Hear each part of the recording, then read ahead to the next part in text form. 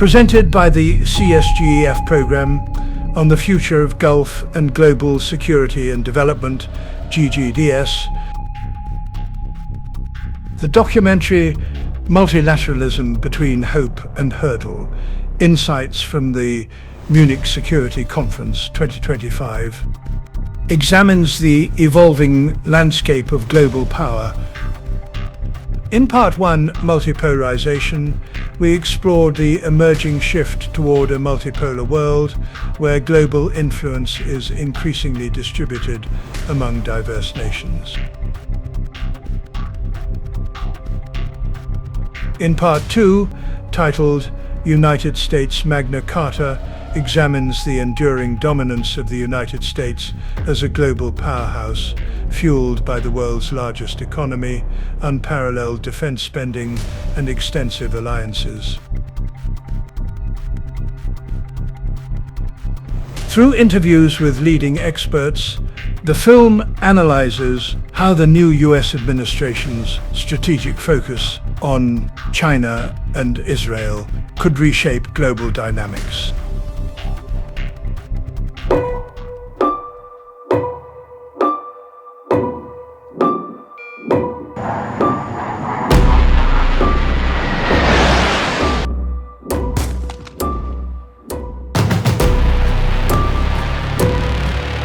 Baltic countries. Some of them are investing even more of their GDP in proportion of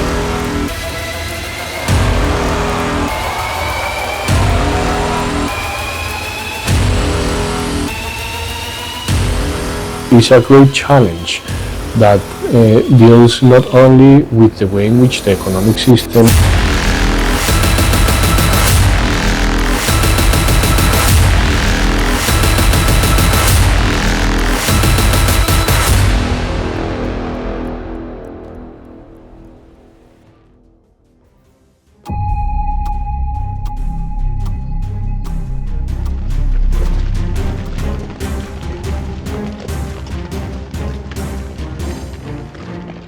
The post-Cold War era was marked by a unified foreign policy consensus. But the new administration's victory changed this balance.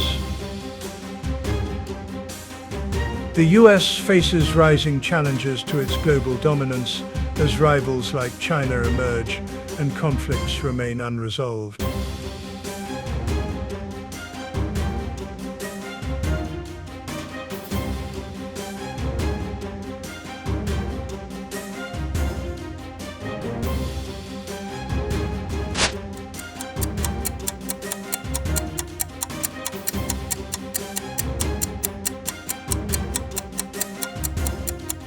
quality and capacity of China over the last few years of doubling down with different sort of policies, both in the economic as well as on the military sector, definitively challenge the strategic importance and the strategic position in the United States in the global order.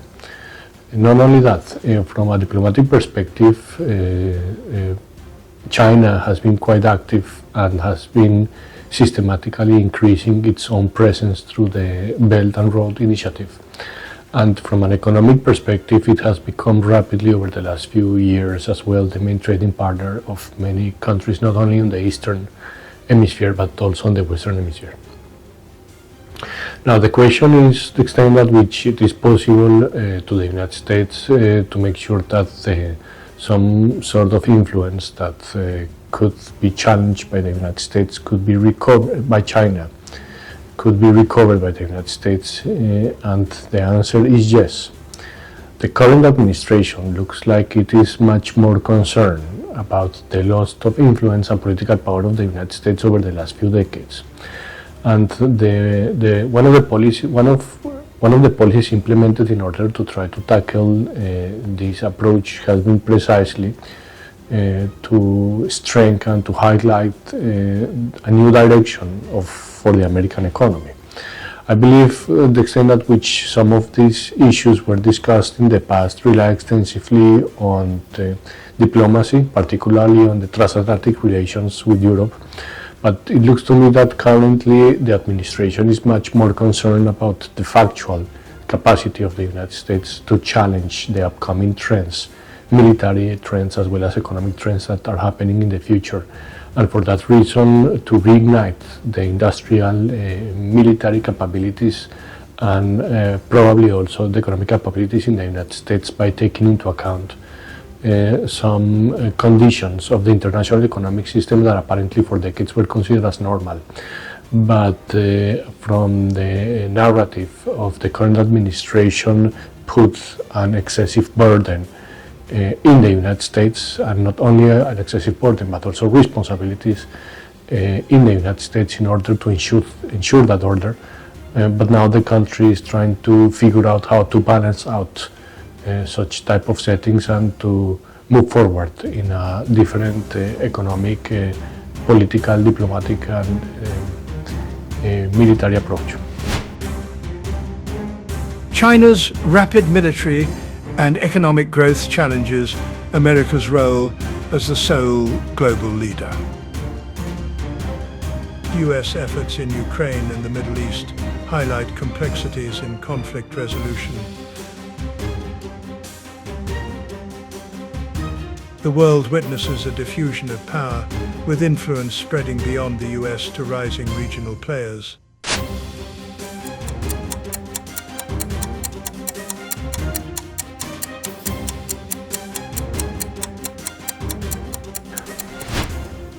The ultimate goal of the BRICS, despite the fact that has been presented as both an economic as well as a political partnership, definitely goes on the direction to not only dethrone the influence of the United States, but also perhaps, according to some estimations, the influence of the US dollar.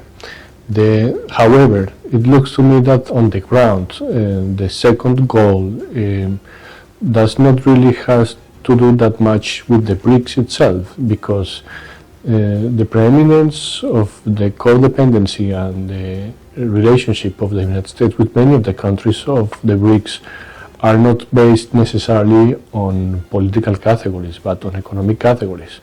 And both on the medium term as well as perhaps even on the long term, it will be much more convenient for the countries that are part of the BRICS to cooperate, to collaborate, and to work hand in hand with the United States and with the future of the US economy.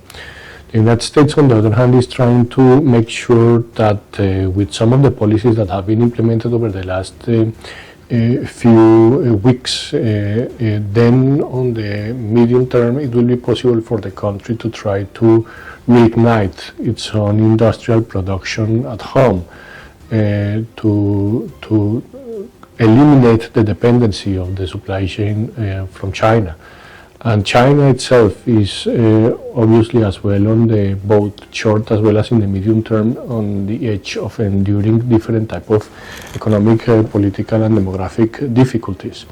So instead of relying on the assumption that the BRICS will serve as an alternative path through which these countries should move forward, I believe it should simply serve perhaps as a diplomatic entity that has to consider very seriously as well to work and to strengthen ties vis-a-vis the United States, because that's the only way in which economics operate, not based on ideology.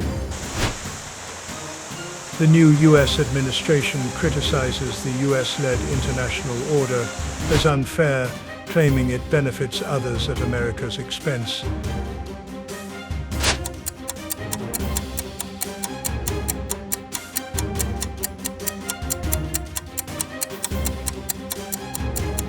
Two or three main categories that the current administration considers as unfair categories, meaning that are not balanced on the distribution of burdens, particularly against the United States. The first one definitively deals with NATO and the military international order led in the West, in which the United States by far, with no exception for decades, play a pivotal role, not only on funding, but also on leading, organizing, and providing the large-scale logistic for any type of transnational activity. The second one deals with commerce, and particularly the relationships, the trade relationships between the United States and Europe and many other partners as well in the world, that put a lot of pressure as well as on the U.S. markets. Now, it is here again important to take into consideration that this has been a trend that previous administrations were not able not only first to acknowledge but also to act upon, as this may require to modify the long-term economic and manufacturing strategy and industrial capacity of the United States so that it turns out to be more at odds with the requirements of the global economy today. And for that reason, the idea of the administration to try to detach or to decouple from China, as well as to double down on very critical technologies such as semiconductor technologies or artificial intelligence or perhaps even quantum computing, go in the direction of making sure that it will be possible for the US economy to catch up soon with their own paths and with their own conditions, so that the previous order will not force the country to stagnate, but on the contrary, the previous order can be challenged, can be modified, and can be rearranged. Advocating unilateralism, the new administration vision centers on prioritizing US interests over global commitments. For decades, bipartisan support for liberal internationalism shaped US foreign policy, prioritizing democracy, human rights, and military strength. The new administration marked a departure, with Biden continuing some divergences despite his return to global organizations. Biden's support for Ukraine reflects re-engagement, but highlights a shift from traditional US commitments.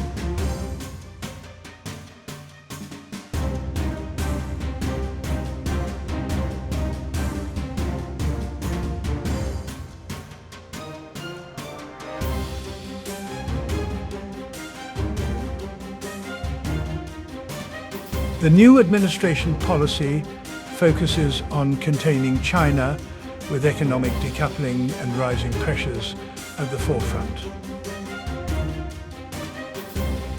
NATO's future appears uncertain as the new administration pressures European allies to take on more defense responsibilities.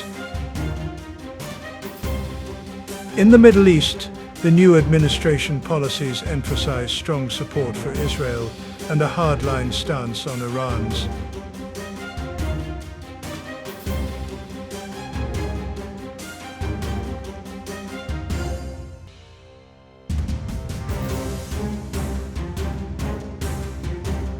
Selective US engagement accelerates multipolarity as other nations fill the gaps left by the US.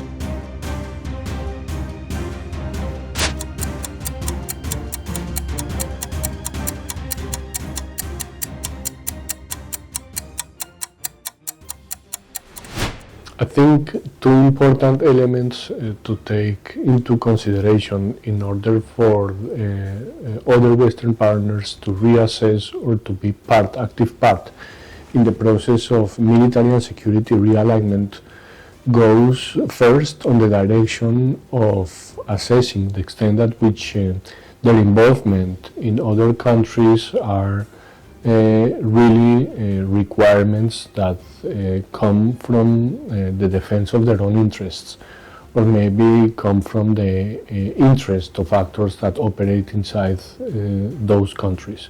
I believe the Trump administration has been quite clear on localize the exposure of both the US military as well as the US as a nation in addressing conflicts that perhaps go beyond what the United States consider is their critical sphere of influence today, which is not the same that it used to be a few decades before. A similar situation, I believe, should happen as well for the side of the Western partners of the United States, so that they can have a much more clear and clean communication on the common interests between those Western partners and the United States on the one hand. And secondly, it is important to take into account that it is required for the Western partners of the United States as well to make sure not only to fulfill a balanced demands of the new security landscape between the different countries in the West, but also to reignite their own industrial and military capacity. So it is not just dependent from the influence of the United States. Again, such type of setting can simply lead to a much more balanced international order. The uncertainty of US global involvement creates ripple effects in regions like Ukraine and Taiwan. American public opinion reflects growing Republican skepticism about an active global role.